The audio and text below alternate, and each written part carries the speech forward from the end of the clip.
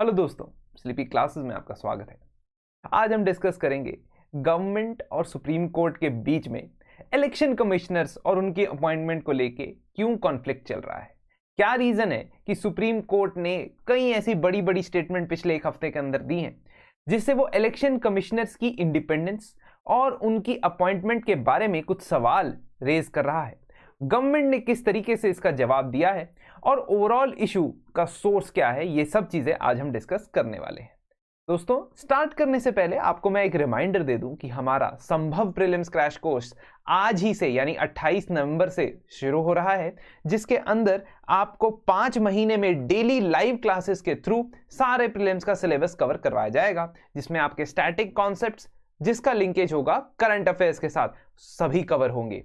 Personal 1:1 mentorship मिलेगी, 4000 से ज्यादा प्रैक्टिस एमसीक्यू सेक्शनल टेस्ट के थ्रू और फुल लेंथ टेस्ट भी आपको प्रोवाइड किए जाएंगे। टेलीग्राम ग्रुप पे सपोर्ट भी प्रोवाइड किया जाएगा।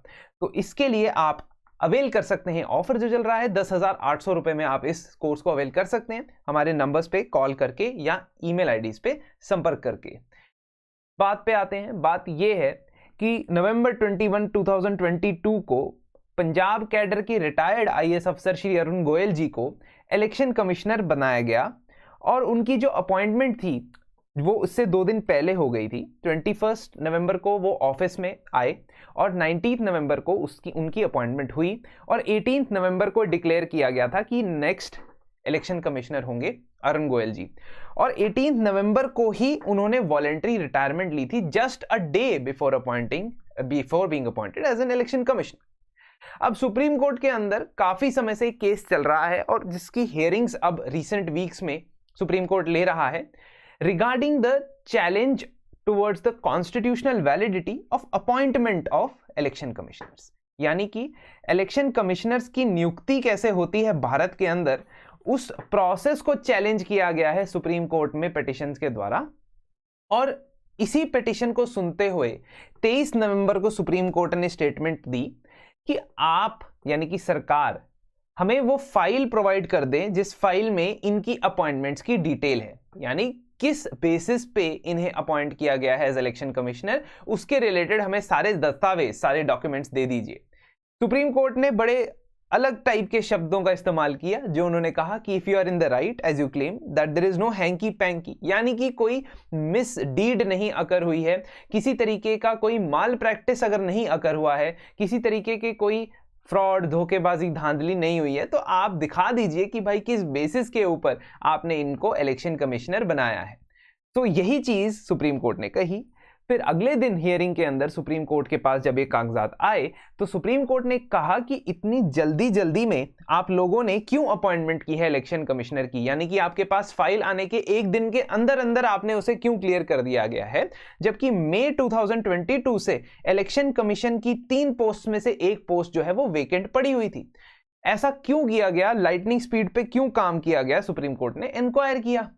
अब ये जो केस है उसका कॉन्टेक्स्ट जान लेते हैं कि कॉन्टेक्स्ट क्या है। 2015 में एडवोकेट अनूप बर्नवाल जी ने एक पीआईएल डायल की और इस पीआईएल के अंदर ये कहा कि current system for appointing the members of ECI is unconstitutional, यानी कि असंवैधानिक तरीके से आज के टाइम पे इलेक्शन कमीशन यानी कि आजादी के बाद से ही इलेक्शन कमिश्नर्स को अपॉइंट किया जाता है। मिस्टर बर्नवाल ने यह कहा कि कोर्ट को एक डायरेक्शन इशू करनी चाहिए सरकार को कि वो एक कॉलेजियम जैसा सिस्टम बनाए, जैसे सुप्रीम कोर्ट और हाई कोर्ट के जजेस के लिए कॉलेजियम होता है। हमने लास्ट वीक के फ्यू मिनट सीरीज में यह डिस्कस किया था। या कुछ अलग पोजीशंस ऑफ द कॉन्स्टिट्यूशन उसके लिए कॉलेजियम बनाया जाता है, कुछ लीगल पोजीशंस की अपॉइंटमेंट के लिए कॉलेजियम बनाया जाता है। वैसे ही इधर भी इलेक्शन कमिश्नर्स के लिए भी एक कॉलेजियम बनाया जाना चाहिए। और उन्होंने ये कहा कि आर्टिकल 324 के सेक्शन 2 को वायलेट करता है अभी का प्रोसेस। क्यों करता है, पढ़ ले। आर्टिकल 324 का सेक्शन 2 क्या कहता है? Election commission shall consist of chief election commissioner and such number of other election commissioners as the president may from time to time fix. कहने का मतलब कि एक इलेक्शन कमीशन में कितने इलेक्शन कमिश्नर्स होने चाहिए ये प्रेसिडेंट के ऊपर जिम्मेदारी सौंप देता है। And the appointment of the chief election commissioner and other election commissioners shall subject to the provisions of any law made on their behalf by the parliament be made by the president। इसका क्या मतलब हुआ? का ये मतलब हुआ कि अगर प्रेसिडेंट इलेक्शन कमीशंस और चीफ इलेक्शन कमिश्नर्स या और इलेक्शन कमिश्नर्स की अपॉइंटमेंट करते हैं तो उसको आप लिमिट कर सकते हो, उस प्रोसेस को आप रेगुलेट कर सकते हो एक कानून के द्वारा, एक लॉ के द्वारा जो पार्लियामेंट बनाए। तो इसका मतलब यह हुआ कि जो इसमें पिटीशन कर रहे हैं उनका यह मानना है कि क्योंकि अभी तक कोई कानून ही नहीं बना जिसके अंदर यह बताया जाए कि कैसे इलेक्शन कमिश्नर को अपॉइंट करना चाहिए, कैसे नहीं करना चाहिए, इसीलिए वो कहते हैं कि यह अनकॉन्स्टिट्यूशनल तरीके से किया जा रहा है। Means the process of selection of the और appointment of election commissioners is not written in law. Qualification भी नहीं कोई लिखी हुई है, सिर्फ और सिर्फ एज का क्राइटेरिया लिखा हुआ है।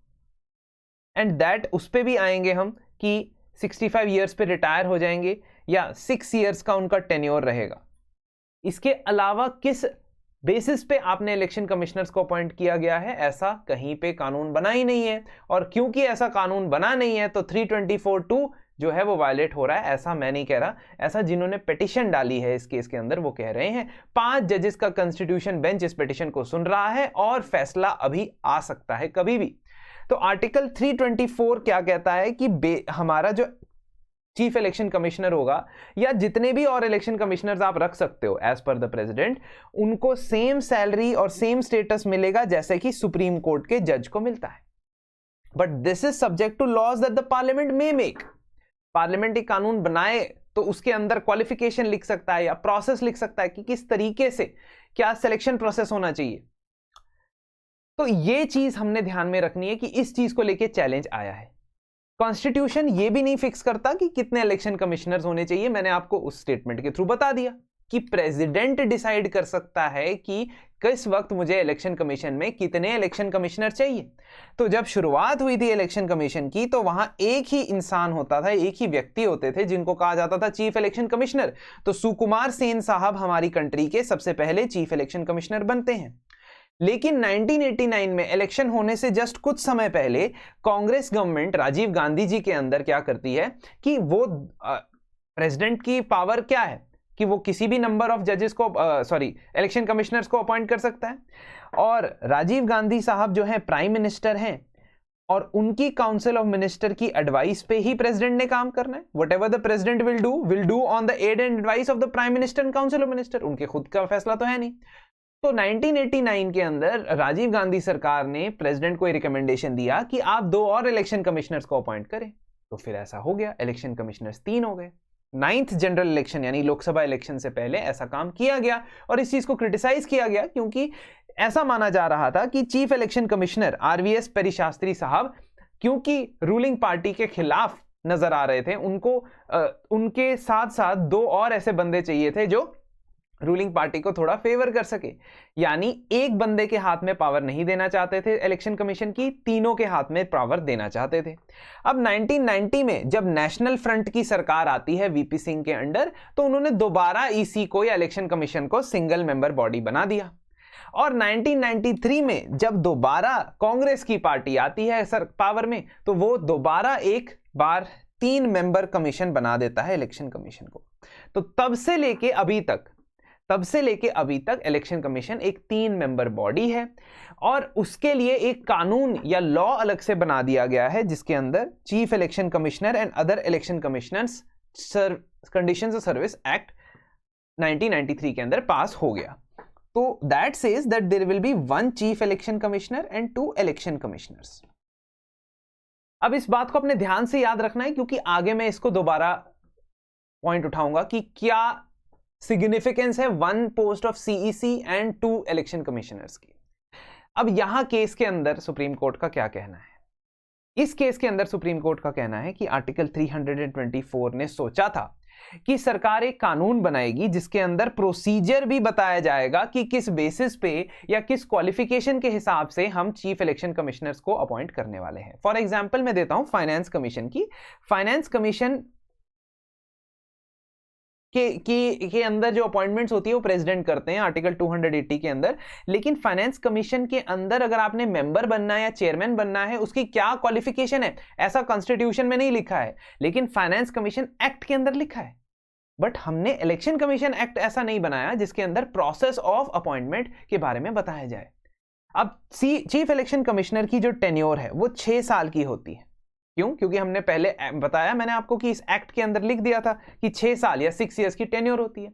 बट क्योंकि रिटायरमेंट एज 65 इयर्स की है, तो जो भी चीज पहले हो जाती है उस चीज के ऊपर रिटायर होना है। कहने का मतलब if you are made chief election commissioner when you are 62 years of age, तो आपकी टेन्योर कितने साल की होगी? 3 साल की होगी, है ना। जो भी पहले हो गया उसके ऊपर रिटायरमेंट होगी। तो 2004 के बाद से किसी भी चीफ इलेक्शन कमिश्नर ने 6 साल तो लगाए ही नहीं है, 6 इयर्स का टेन्योर तो दिया ही नहीं है। तो कोर्ट ने सरकार से पूछा कि क्या आप जानबूझ के ऐसे लोगों को अपॉइंट करते हैं जिनके 2 या 3 साल बचे हुए हैं, ताकि अगर वो आपकी बातों से सहमत ना हो, इलेक्शंस के अंदर जो कंडक्ट ऑफ इलेक्शंस है आपके हिसाब से ना करें, तो उनका जाना आसान हो जाए। कोर्ट ने यह भी कहा कि इलेक्शन कमिश्नर्स को अपॉइंट करने का प्रोसेस तो हमें बताइए कि कैसे आप कर रहे हैं, और हमारी तरफ से एक सजेशन आप फ्री में ले लीजिए कि आप एक कमेटी बनाया करें इनके सिलेक्शन के लिए, और उस कमेटी के अंदर चीफ जस्टिस ऑफ इंडिया या उसके किसी नॉमिनी को जरूर इंक्लूड किया करें। ऐसा प्रोसेस अभी भी सीबीआई डायरेक्टर की अपॉइंटमेंट के लिए होता है, चीफ विजिलेंस कमिश्नर की अपॉइंटमेंट के लिए होता है। तो इसमें भी हम चीफ जस्टिस ऑफ इंडिया की मेंबरशिप वाली कमेटी को बोलते हैं कि ये सेलेक्ट करेंगे, और इन्हीं नामों के ऊपर सीबीआई का डायरेक्टर अपॉइंट होते हैं, सीवीसी अपॉइंट होते हैं। और कोर्ट ने यह भी पूछा कि आप बता दीजिए पर्टिकुलरली मिस्टर अरुण गोयल जी की अपॉइंटमेंट का मैकेनिज्म, ठीक है, कि उनको कैसे अपॉइंट किया गया इलेक्शन कमिश्नर के तौर पे। गवर्नमेंट ने इन बातों का रिस्पॉन्स दिया। गवर्नमेंट ने यह कहा, और गवर्नमेंट को रिप्रेजेंट कौन करता है? आर्टिकल 76 सर, अटॉर्नी जनरल और solicitor general, additional solicitor general, ये सब लोग जो है वो रिप्रेजेंट करते हैं गवर्नमेंट को कोर्ट के अंदर। तो वहां पे गवर्नमेंट के आर्ग्यूमेंट्स में सबसे पहली बात ये थी कि इलेक्शन कमिश्नर्स की अपॉइंटमेंट, और आपको मैं कॉन्टेक्स्ट भी बता दूं, मैंने लास्ट वीक के करंट अफेयर्स में, लास्ट वीक के आपकी जब डिस्कस हो रही थी फ्यू मिनट सीरीज, तो उसमें क्या डिस्कस किया था? मैंने डिस्कस किया था कि गवर्नमेंट ने कॉलेजियम सिस्टम को क्वेश्चन किया है कि क्यों ये chief justice of India plus 4 senior most जजेस ही अपने सुप्रीम कोर्ट के जजेस को अपॉइंट कर रहे हैं। तो दोबारा ये टॉपिक इन्होंने उठा लिया, क्योंकि there is a tussle going on between the executive and the judiciary. तो इलेक्शन कमिश्नर्स की अपॉइंटमेंट ये कहते हैं कि सर 70 सालों से टाइम टेस्टेड कन्वेंशन के हिसाब से चल रही है। वो कन्वेंशन क्या है मैं आगे आपको बताऊंगा, कि list of serving and retired officials जो सेक्रेटरी की पोस्ट के होते हैं या सेक्रेटरी की पोस्ट के ऊपर की पोस्ट से रिटायर हुए हैं, उनकी एक लिस्ट बनाई जाती है। उस लिस्ट को लॉ मिनिस्ट्री जो है, पैनल जो है वो चेक करता है, वेट करता है, और पैनल ऑफ नेम्स जो है वो प्राइम मिनिस्टर के पास पहुंचा दिए जाते हैं।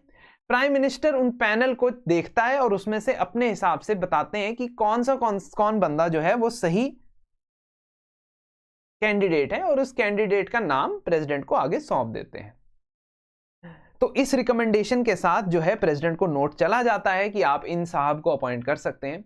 एंड इसीलिए इलेक्शन कमिश्नर्स की अपॉइंटमेंट यही प्रोसेस से होती है, और अरुण गोयल साहब की भी इसी तरीके से हुई है।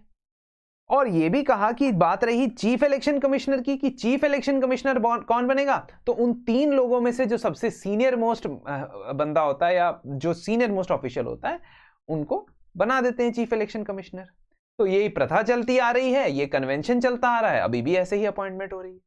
गवर्नमेंट ने यह भी कहा कि भाई अभी तक 2-3 या कुछ माइनर कंप्लेंट्स के अलावा 70 साल की हिस्ट्री में इलेक्शन कमीशन की वर्किंग, उसकी इंडिपेंडेंस, उसकी इंडिविजुअलिटी, उनके नॉन पार्टिजनशिप के खिलाफ ज्यादा केसेस नहीं आए हैं, ज्यादा इंस्टेंसेस नहीं आए हैं।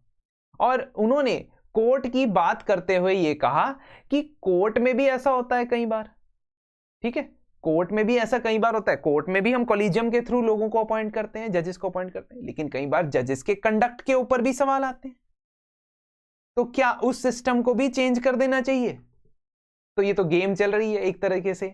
दे are blaming the court also, that court के अंदर जब अपॉइंटमेंट हो सकती है कॉलेजियम के थ्रू, तो फिर हम अपने इलेक्शन कमिश्नर्स को क्यों नहीं अपॉइंट कर सकते अपनी तरफ से? देखिए, बात दोनों की कुछ हद तक सही है और दोनों की कुछ हद तक गलत है, ठीक है, अगर हम बात करते हैं सीबीआई डायरेक्टर की, सीबीआई डायरेक्टर की अपॉइंटमेंट कमेटी में चीफ जस्टिस ऑफ इंडिया होते हैं, लेकिन सीबीआई डायरेक्टर की फंक्शनिंग अभी भी क्वेश्चन में है, क्योंकि सबसे पहली बात तो ये कि सीबीआई डायरेक्टर के अगेंस्ट कोई केस होता है तो उसके अंदर जो जजेस या जब जुडिशरी की ने अपॉइंट किया हो, जिन जजेस ने अपॉइंट किया होता है, for example chief justice of India थे, उन्होंने अपॉइंट किया था, उनकी कमेटी, उनके अंडर कमेटी थी, उन्होंने अपॉइंट किया था सीबीआई के डायरेक्टर को। तो जब सीबीआई के डायरेक्टर के अगेंस्ट कोई केस आता है तो वो उस केस से अपने आप को रिक्यूज कर लेते हैं, हट जाते हैं पीछे। क्यों? क्योंकि उन्होंने उसमें उनकी अपॉइंटमेंट में खुद हिस्सेदारी ली थी। कहने का ये मतलब है कि कंडक्ट चाहे कमेटी जैसी भी हो, चाहे उसमें चीफ जस्टिस ऑफ इंडिया हो या ना हो, कंडक्ट क्वेश्चन तो कभी भी हो सकता है किसी भी पब्लिक ऑफिशियल का, लेकिन एटलीस्ट लोगों की नजरों में तो there should be some kind of independence of this post. Which post am I talking about? Election commissioner. ये चीज भी हमें ध्यान में रखनी चाहिए। अब आगे जाके हो सकता है कि अपॉइंटमेंट्स जो हो वो एक कमिटी के द्वारा हो, जिसमें प्राइम मिनिस्टर हो, लीडर ऑफ ऑपोजिशन हो और चीफ जस्टिस ऑफ इंडिया हो। ये 3 लोग होंगे, तो ये 3 लोग अगर अपॉइंटमेंट कमेटी के अंदर होंगे तो सारे क्वार्म्स जो है वो खत्म हो सकते हैं। तो हम सजेशंस दे रहे हैं, हो सकता है ऐसा सजेशन फॉलो ना हो। द पॉइंट बीइंग इज कि अभी जजमेंट आनी बाकी है। सुप्रीम कोर्ट को इंटरवीन किस हद तक करना चाहिए इस अपॉइंटमेंट के अंदर, ये भी क्वेश्चनेबल फैक्ट है, क्योंकि गवर्नमेंट का ये कहना है कि कई पोस्ट जजेस की भी ऐसी कंडक्ट होता है, तो फिर क्या जजेस की कंडक्ट के अंदर आप एग्जीक्यूटिव के मेंबर को कमेटी का मेंबर बनाने दोगे? जजेस की अपॉइंटमेंट के लिए क्या आप लॉ मिनिस्टर को कमीशन का मेंबर बनाने दोगे? नहीं बनाने दिया। They did not let it happen. Why? Because उन्होंने कहा कि जब हमने नेशनल जुडिशियल अपॉइंटमेंट्स कमीशन बनाया था इन 2015, आपने तो उसे अनकॉन्स्टिट्यूशनल कह दिया था। ठीक है, और दूसरी चीज, ये पहला सजेशन हम दे रहे हैं, और हम का मतलब है previously election commissioner SY Qureshi साहब, इन्होंने भी ये कहा है that there should be an independent appointment mechanism only because the appointment is done only because election commission has a good track record. That does not mean कि इस process को और बेहतर नहीं बनाया जा सकता। तो ये चीज आपने ध्यान रखनी है। इलेक्शन कमिश्नर्स का कंडक्ट इंडिपेंडेंट होना चाहिए। सुप्रीम कोर्ट ने स्टेटमेंट ने यह भी कहा कि अगर इलेक्शन कमिश्नर को प्राइम मिनिस्टर को भी पनिशमेंट देनी पड़े, मॉडल कोड ऑफ कंडक्ट को वायलेट करने के लिए प्राइम मिनिस्टर को भी उन्हें पनिश करना पड़े, तो भी ऐसा बंदा होना चाहिए जो उन्हें पनिश कर सके। ठीक है, they gave the example of T N Seshan साहब आल्सो, जिन्होंने 1990 से लेके 1996 तक चीफ इलेक्शन कमिश्नर की पोस्ट संभाली, और उनके दौरान कई सारे इलेक्टोरल रिफॉर्म्स हुए। उसके लिए हम अलग एक वीडियो बना सकते हैं टी एन शेषन साहब के ऊपर। तो ये चीज आपके पास ऑब्जर्वेशन के तौर पे आती है सुप्रीम कोर्ट की। एक सजेशन जो हम दे रहे हैं और सुप्रीम कोर्ट भी चाहती है कि ऐसा ही कुछ अपॉइंटमेंट मैकेनिज्म हो। दूसरा, removal of the chief election commissioners and election commissioner should be at par. Why? Because although तीनों को इक्वल पावर्स दी गई हैं, किसी को अलग ओहदा नहीं दिया गया है, लेकिन रिमूवल की जहां तक बात आती है तो चीफ इलेक्शन कमिश्नर को इंपीचमेंट प्रोसेस के थ्रू रिमूव किया जा सकता है। और जैसा इंपीचमेंट प्रोसेस सुप्रीम कोर्ट के जज या हाई कोर्ट के जज का होता है पार्लियामेंट के थ्रू, वैसा ही इंपीचमेंट का प्रोसेस चीफ इलेक्शन कमिश्नर का होगा। लेकिन इलेक्शन कमिश्नर्स के रिमूवल का जो प्रोसेस है वो इंपीचमेंट के थ्रू नहीं होता है। तो चीफ इलेक्शन कमिश्नर अगर रिकमेंड करते हैं कि किसी इलेक्शन कमिश्नर को हटाना है और प्रेसिडेंट को कहते हैं, तो प्रेसिडेंट उन्हें रिमूव भी कर सकते हैं फ्रॉम ऑफिस। इसका मतलब क्या हुआ? इनकी टेन्योर जो है वो इतनी सिक्योर नहीं है जितनी चीफ इलेक्शन कमिश्नर की है। तो यह भी होना चाहिए आगे जाते हुए कि रिमूवल प्रोसेस का भी एक प्रॉपर कानून के अंदर विवरण हो, डिस्क्रिप्शन हो, और उसके अंदर इलेक्शन कमिश्नर्स को भी उतनी ही, बाकी इलेक्शन कमिश्नर्स को भी उतनी प्रोटेक्शन मिली जितनी चीफ इलेक्शन कमिश्नर को। आपके हिसाब से क्या और चेंजेस हो सकते हैं इलेक्शन कमीशन की अपॉइंटमेंट में या उनके रिमूवल में? आप जरूर हमें सजेशन दें। और इस न्यूज को अंडरस्टैंड करने में आपको आई होप काफी ज्यादा सहायता मिली होगी। तो अखबारों में जो खबरें आ रही हैं उनको आप डिकोड कर पाएंगे, क्योंकि मैंने आपको काफी कॉन्सेप्ट्स यहाँ पे क्लियर कर दिए हैं अगले हफ्ते तक के लिए। Thank you and keep learning.